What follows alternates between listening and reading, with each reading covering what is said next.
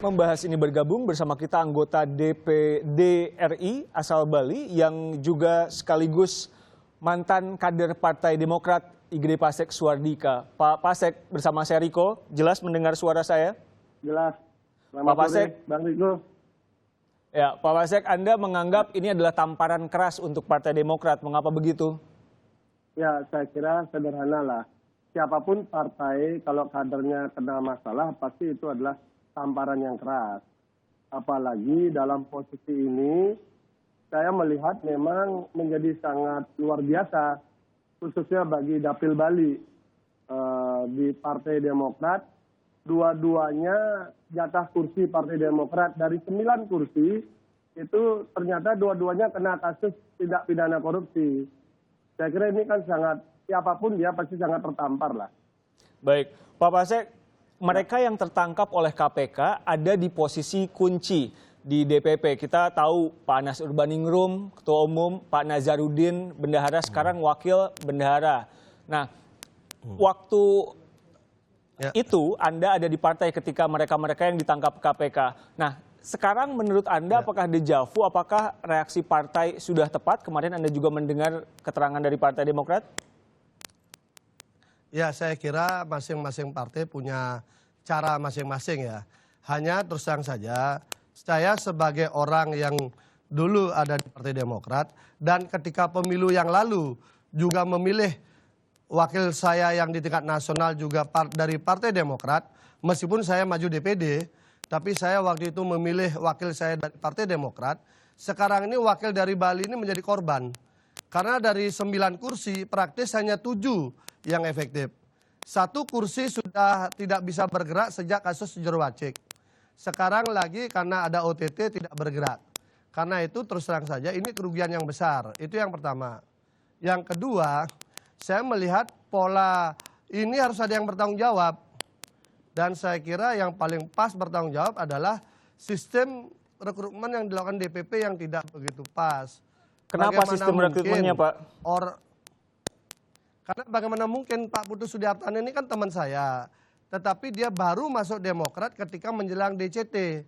Daftar calon tetap pemilu yang lalu. Langsung diberikan jabatan yang sangat prestisius menjadi wakil bendahara umum. Yang saya tahu untuk jabatan ini yang punya kuasa khusus saja yang bisa menunjuk gitu loh. Ambil contoh saya.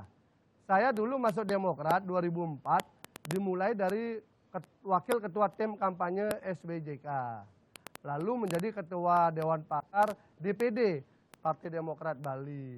Setelah itu baru masuk ke DPP menjadi ketua Departemen Pemuda Olahraga dan terakhir menjadi ketua Divisi Komunikasi Publik. Artinya prosesnya tuh panjang kita dari bawah. Baik. Nah ini begitu DCT duduk di DPR langsung jadi wabendum. Saya kira ini proses screeningnya kurang begitu maksimal gitu loh. Pak Pasek, Ya. Wakil Bendahara Umum Partai Demokrat ini tentu bukan posisi yang sembarangan, apalagi memiliki akses ke keuangan. Godaan untuk menyalahgunakannya sebegitu besarkah? Ya saya kira tergantung orang ya. Bukan ini. Hanya problemnya kan begini. Ini kan komisi hukum sebenarnya beliau itu. Di komisi 3. Tapi kok langsung pindah ke komisi yang lain yang diurus. Apakah ini memang niat pribadi ataukah niat kolektif ini yang memang harus dibuka. Harus transparan. Karena kan kalau diambil saja pengalaman saya di komisi 3. Itu pekerjaan di komisi 3 itu sudah banyak sekali. Ada 14 mitra dengan berbagai urusan. Itu rasanya kalau serius ngurus itu aja nggak sempat ngurus ke komisi lain lah. Tapi ini kan komisi lain dan juga bukan urusan dapil. Dapilnya juga di Sumatera. Ini saya kira memang perlu ditelusuri keunikan dan kejanggalan ini. Gitu. Kalau tadi menyeberang ke komisi lain, komisi 3 ke komisi 5, dugaan Anda merepresentasikan apa, Pak Putu ini? Saya kira karena ini masalah hukum, kita tidak pas untuk menduga-duga. Tetapi yang paling penting kita buka kejanggalan-kejanggalan lah. Jadi kejanggalan pertama adalah bagaimana orang yang berada di komisi hukum bisa begitu detail untuk mengurus pekerjaan di komisi yang lain. Itu satu. Yang kedua, itu tidak ada urusan dengan dapil. Karena yang bersangkutan dapil Bali, tetapi yang ditangani malah dapil Sumatera Barat. Yang ketiga, apakah ini merupakan pekerjaan kolektif? Nah, ini yang perlu diungkap. Pekerjaan Apakah ini politik karena- maksud Anda? Karena kan beliau tidak hanya berposisi sebagai anggota Komisi 3, tapi jabatan beliau sebagai Wabendum dan juga sebagai posisi di Banggar. Kan ini harus ditelusuri juga. Oke, Tentu saya artinya merasa ya. adakah kemungkinan uang ini mengalir ke partai? Kalau tadi kita sangkutkan ke pekerja politik, seperti yang Anda katakan. Ya, itu yang harus diungkap. Jadi saya kira tidak bagus juga kalau teman saya itu ketika baru ditangkap, tiba-tiba langsung ancamannya pecat, tidak akan didampingi penasihat hukum, seakan tidak ada hubungan. Ini harus diungkap. Pertama yang perlu diungkap adalah kenapa begitu mudah untuk menjadi Wabendum? Karena mereka kader baru langsung menjadi Wabendum. Ini perlu pertanyaan, karena orang-orang khusus saja yang bisa ditunjuk, ditaruh di situ. Ada apa? Ini untuk membuat konsumsi dulu. Yang kedua, ditaruh di Banggar. Yang ketiga, proyeknya tidak terkait dengan komisi yang ditangani.